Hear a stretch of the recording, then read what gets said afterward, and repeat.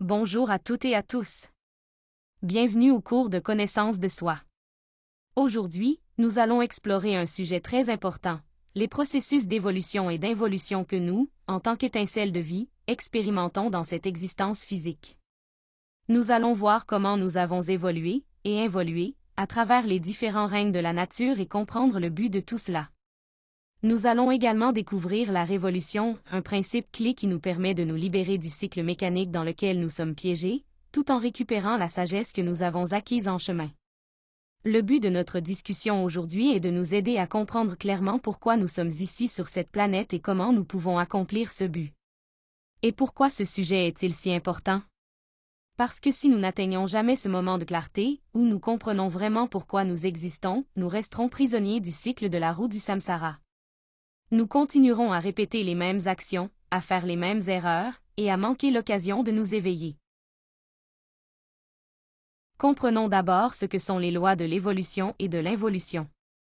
Ces deux lois sont entièrement mécaniques, et dépendent toujours l'une de l'autre. Elles agissent dans tout ce qui nous entoure. Nous pouvons observer que tout suit un cycle, cela commence, croît, décline, et finit par s'achever. Prenons les êtres vivants, par exemple les plantes, les animaux, et les êtres humains. Ils naissent, évoluent, atteignent leur apogée, puis commencent à s'affaiblir et à se détériorer, jusqu'à ce qu'ils meurent. Mais ce cycle ne se limite pas aux êtres vivants. Une entreprise commence, se développe, atteint un sommet de succès, puis décline jusqu'à s'effondrer. Même les civilisations entières suivent ce schéma. À travers l'histoire, de grandes et puissantes civilisations ont émergé, atteint leur apogée, puis se sont effondrés de la même manière.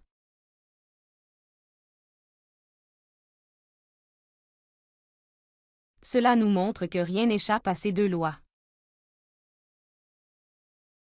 Ce qu'il est important de comprendre, c'est que notre essence elle aussi passe par ce processus, car elle est soumise à la mécanique de l'univers. Avec cela en tête, explorons comment nous évoluons à travers les 4 règnes de la nature.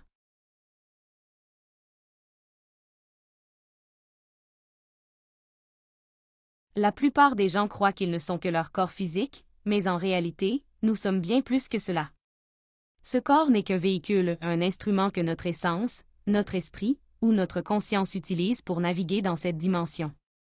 Cette essence, cette conscience que nous sommes réellement, est une étincelle divine. Elle provient à l'origine de la source, que nous l'appelions Dieu, l'absolu, ou le soleil sacré absolu. Chaque étincelle vient du soleil sacré absolu avec un but, atteindre la maîtrise, ou la réalisation de soi. Cela nous montre que notre existence a un sens. Nous sommes ici pour acquérir la sagesse à travers les expériences que nous vivons. Cependant, au cours de ce processus, nous créons également l'ego en traversant les différents règnes de la nature. En d'autres termes, notre temps dans ce monde physique est comme un cours, une maîtrise dans laquelle nous acquérons de la sagesse afin que, une fois que nous atteignons la réalisation du soi, nous puissions retourner à la source en pleine conscience. Lorsque ces étincelles quittent le soleil sacré absolu, elles le font à travers l'un des 7 rayons de la création, et deviennent liées à la roue du samsara. Cette roue monte dans l'évolution, conduite par Anubi, et descend dans l'involution, sous la conduite de Typhon. Au début de ce voyage, chaque étincelle n'a que 3% d'essence libre et consciente, tandis que le 97% restant est innocent et facilement piégé. À mesure que l'étincelle traverse les différents règnes de la nature, ce 97% d'essence devient emprisonné à l'intérieur de l'ego qu'elle crée peu à peu. À l'intérieur de cette roue, chaque étincelle reçoit 300 000 années ésotériques pour atteindre la réalisation de soi. Ces 300 000 années ésotériques sont symbolisées par la formation de 3000 âmes. Cela signifie que chaque étincelle a l'opportunité de faire tourner cette roue 3000 fois, et à chaque cycle complet, elle crée une âme en traversant les différents règnes de la nature. En atteignant le règne humain à chaque cycle, l'étincelle reçoit 108 existences humaines, c'est-à-dire 108 corps physiques, lui offrant ainsi une chance de développer l'âme et de parvenir à la réalisation de soi. Si nous échouons à accomplir cela, l'âme créée durant ce cycle est perdue lorsque nous descendons dans l'involution. L'étincelle devra alors refaire un tour complet de la roue, et recommencer le processus depuis le début, en créant une nouvelle âme. Maintenant, faisons le calcul. Une âme par cycle fois 3000 cycles fois 108 vies humaines par âme. Cela donne un total de 324 000 corps physiques humains, ce qui signifie que nous avons 324 000 opportunités en tant qu'être humain pour éveiller notre conscience et atteindre la réalisation de soi. Il est important de comprendre que toutes les étincelles n'atteignent pas la réalisation de soi. Beaucoup continuent à tourner dans le cycle de l'évolution et de l'involution jusqu'à ce que toutes leurs opportunités soient épuisées, sans jamais atteindre le moment de révolution qui leur permettrait d'éveiller leur conscience et de réaliser l'être. Chaque étincelle possède le libre arbitre et n'est pas obligée de parvenir à la victoire. Cependant, il existe 3 issues possibles dans cette roue. La première alternative est le triomphe. C'est le fait d'atteindre la réalisation de soi intime de l'être, dans l'une des opportunités qui nous sont données. La deuxième alternative est l'échec. C'est lorsque toutes les opportunités sont consommées sans éveiller la conscience, et que l'étincelle retourne à l'absolu avec seulement le 3% de conscience libre qu'elle possédait à l'origine, tout comme à sa descente. La troisième alternative est le renoncement à la roue. Dans certains cas, la mère divine d'une étincelle peut décider qu'elle n'a pas la force de supporter la pression de la roue. Dans cette situation, l'ego est nettoyé à travers un processus d'involution, et l'étincelle retourne à l'absolu avec le 3% de conscience libre d'origine, exactement comme une étincelle ayant échoué. Maintenant, examinons de plus près le processus de l'évolution. Une fois que l'étincelle émane du sacré soleil absolu, elle entre dans la roue par le règne minéral. À ce stade, notre étincelle est liée au corps physique d'un minéral en évolution, tel qu'une pierre précieuse, un métal, ou même un grain de sable. À ce moment, notre âme est connue sous le nom de gnome ou pygmée. Cela signifie qu'au début de notre voyage dans le roue du samsara, notre étincelle se déplace librement dans la 4e dimension, mais son cordon d'argent est attaché à un minéral en évolution, où elle commence son processus d'apprentissage. Bien que les minéraux nous apparaissent comme inertes et sans vie, en réalité, ils servent de corps physique pour les étincelles qui suivent leur première leçon dans ce règne. À ce stade, l'étincelle reçoit son premier cerveau, qui est le cerveau émotionnel. Cela lui permet de vivre des émotions simples, bien qu'elle n'ait pas encore de défauts psychologiques. Cependant, elle commencera à en développer avec le temps. La seule responsabilité de l'étincelle dans le règne minéral est de suivre l'école naturelle où elle apprend les leçons spécifiques à ce stade de l'évolution. L'étincelle reste dans ce règne pendant des milliers, voire des millions d'années, formant progressivement ses premiers défauts psychologiques. Les premiers défauts à se développer sont ceux de désobéissance envers les gourous devas de la nature. Au fil du temps, d'autres défauts commencent à émerger, comme l'antipathie et des tendances similaires. Une fois qu'Anubi constate que l'étincelle a accumulé suffisamment de défauts, il la transfère au règne végétal, où son évolution continue. Dans le règne végétal, notre étincelle est reliée à une plante en évolution, selon le rayon d'origine auquel nous appartenons. Cela pourrait avoir été un arbre majestueux, une plante à fruits, une plante à fleurs, ou une herbe médicinale, etc. À ce stade, notre âme était connue sous le nom d'élémental. L'étincelle poursuit son chemin avec le même 3% de conscience libre qu'elle possédait au départ, mais maintenant, elle évolue tout en portant les défauts qu'elle a développés dans le règne minéral. Ici, l'étincelle reçoit un deuxième cerveau, le cerveau moteur, instinctif, sexuel. Ce cerveau permet des expériences plus avancées. En plus des émotions de base de l'aimer et de ne pas aimer, que le cerveau émotionnel a introduites dans le règne minéral, l'étincelle développe maintenant l'instinct, qui commence à enregistrer ses expériences émotionnelles. En conséquence, de nouveaux défauts psychologiques émergent, liés à la peur, la tristesse, le plaisir et la douleur. L'étincelle acquiert également une mobilité limitée, lui permettant de se diriger vers la lumière du soleil pour absorber plus d'énergie, d'ajuster ses racines en quête de plus de nutriments, et de lutter pour les ressources en se battant contre des plantes parasites et des défis environnementaux. Cette lutte pour la survie introduit de nouveaux défauts psychologiques, car l'étincelle ressent désormais la douleur, et doit apprendre de la nature pour devenir plus forte. De plus, grâce à ce deuxième cerveau, l'étincelle développe la capacité de se reproduire, marquant ainsi une nouvelle étape dans son évolution. Dans ce règne, l'étincelle doit apprendre tout ce qui concerne les plantes et leurs utilisations. Fait intéressant, une fois que nous commençons à éveiller notre conscience, nous commençons à nous souvenir de ce savoir ancien, ce qui nous permet de comprendre les propriétés curatives et nutritives des plantes, comme nous l'avons fait à cette époque de l'évolution.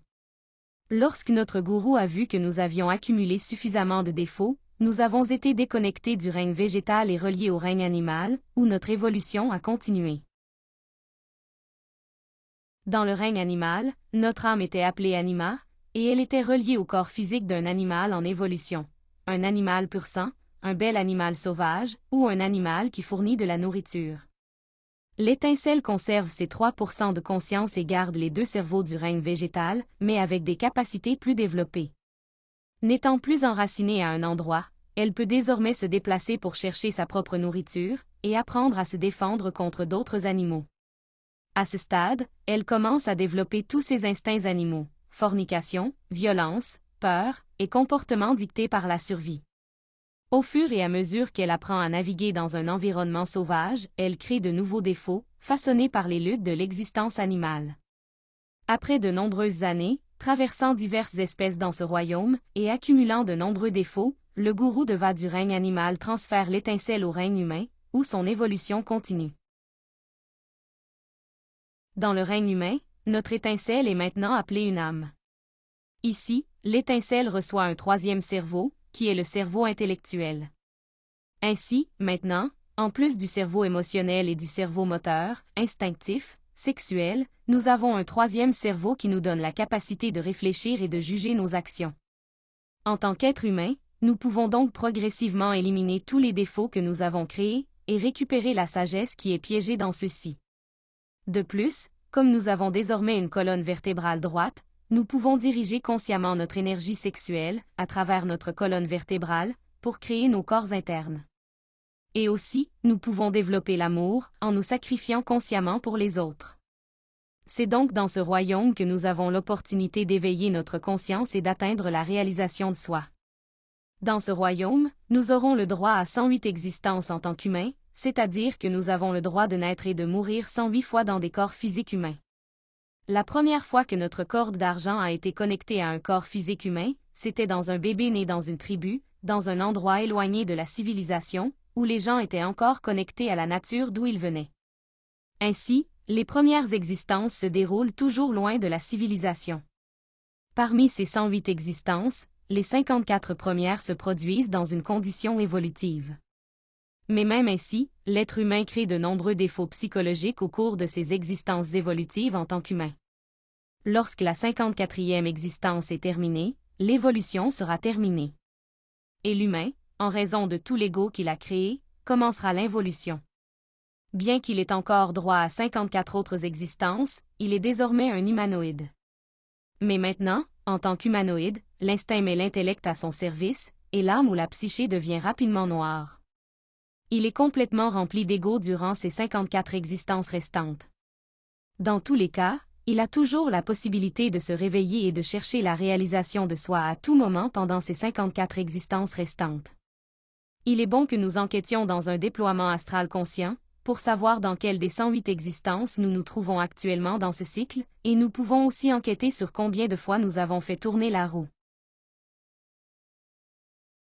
Comme nous le voyons ici, jusqu'à ce point, l'ego est toujours en évolution. Nous continuerons à créer de plus en plus d'ego, et notre conscience sera de plus en plus emprisonnée et endormie. Si nous n'exploitons pas notre âme, nous la perdrons. Car une fois que nos 108 existences en tant qu'humains sont épuisées, sans avoir profité d'aucune de ces 108 opportunités pour libérer toute notre énergie et notre conscience, et pour créer les corps existentiels de l'être en vue d'atteindre la réalisation de soi, nous entrerons dans l'involution submergée, jusqu'à ce que la nature désintègre le dernier des agrégats psychologiques, et que nous atteignions la seconde mort. Regardons maintenant de plus près ce qu'est exactement l'involution. Une fois que les 108 existences humaines d'un cycle ont été épuisées sans avoir travaillé sur nous-mêmes, notre étincelle ne restera plus dans le règne humain. Elle sera alors reliée à un animal involutif. Le cordon d'argent sera lié, par exemple, à un chien errant, un âne contraint de travailler sans relâche, ou même à un nuisible comme un rat ou un cafard. Tant que notre étincelle reste contaminée par l'ego, elle devra traverser un profond processus de purification. Pour se libérer de ses défauts accumulés, elle descendra à travers les 9 cercles dantesques, où elle restera jusqu'à ce que la nature désintègre complètement tous les agrégats psychologiques. Durant cette descente, l'étincelle expérimentera différents corps animaux involutifs. Ensuite, elle passera à des formes végétales involutives, et en continuant à descendre à travers les règnes, elle atteindra enfin le règne minéral involutif, où elle sera reliée à des minéraux en décomposition. Ces étapes sont nécessaires, car le Soleil ne peut tolérer des étincelles inactives. Chaque étincelle doit servir la loi du Trogus, manger et être mangé, avaler et être avalé. Toutes doivent remplir leur rôle de nourriture pour la nature et pour les autres êtres. C'est le destin inévitable de ceux qui ne se sont pas libérés du corps d'attachement, dont l'essence est restée piégée dans l'ego. Tout au long de l'involution, la nature va désintégrer progressivement tous les défauts psychologiques, menant à ce que l'on appelle la seconde mort. Ce processus peut durer des milliers, voire des millions d'années. À la fin, l'étincelle émergera totalement purifiée de l'ego, ne conservant que le 3% de conscience originelle. Mais elle aura perdu l'âme créée, ainsi que toute la sagesse acquise au cours de ce cycle de la roue. À ce moment-là, l'étincelle sera reliée de nouveau au règne minéral évolutif, entamant un nouveau tour de la roue, afin de créer une nouvelle âme à nouveau.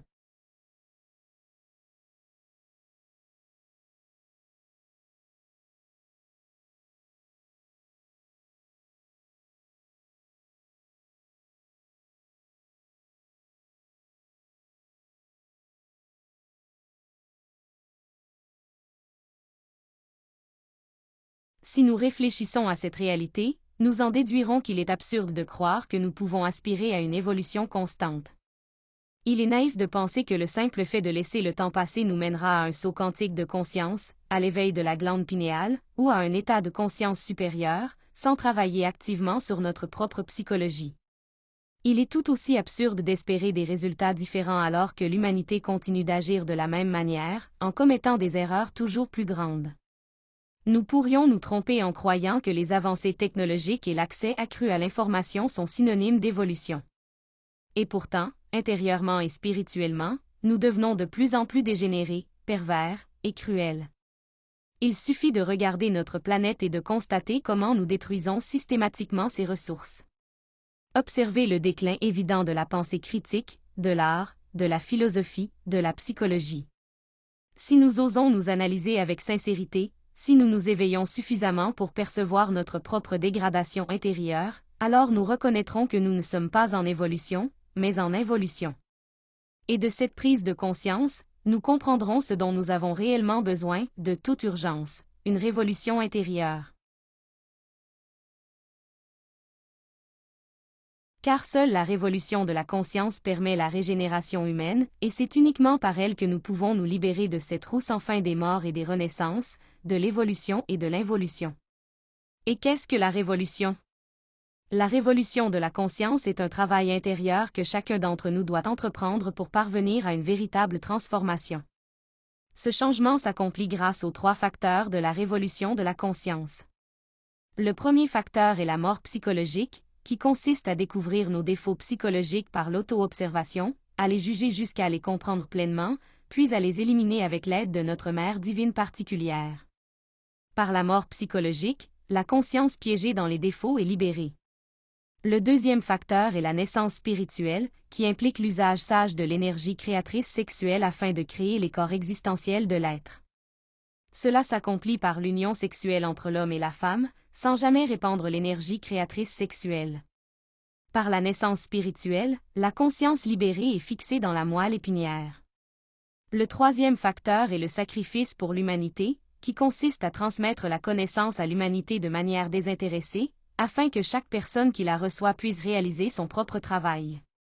Par le sacrifice pour l'humanité, l'amour s'éveille. En appliquant ces 3 facteurs, nous nous libérons de la roue du samsara, et des cycles d'évolution et d'involution qui nous ont enchaînés pendant si longtemps. Ainsi, nous atteignons la réalisation de notre être. Ceci conclut la conférence d'aujourd'hui. J'espère que vous avez pu la comprendre. N'oubliez pas que vous pouvez laisser vos questions. Merci beaucoup à tous d'avoir assisté à cette conférence. Nous vous invitons à nous rejoindre pour le prochain sujet, où nous parlerons des infradimensions. Nous explorerons en détail comment ces infradimensions sont subdivisées, ainsi que le travail intérieur que nous devons y accomplir. De ces infradimensions surgira la lumière qui éclaire notre obscurité intérieure, ou bien la sagesse et l'amour qui restent piégés dans nos défauts psychologiques. À la prochaine fois!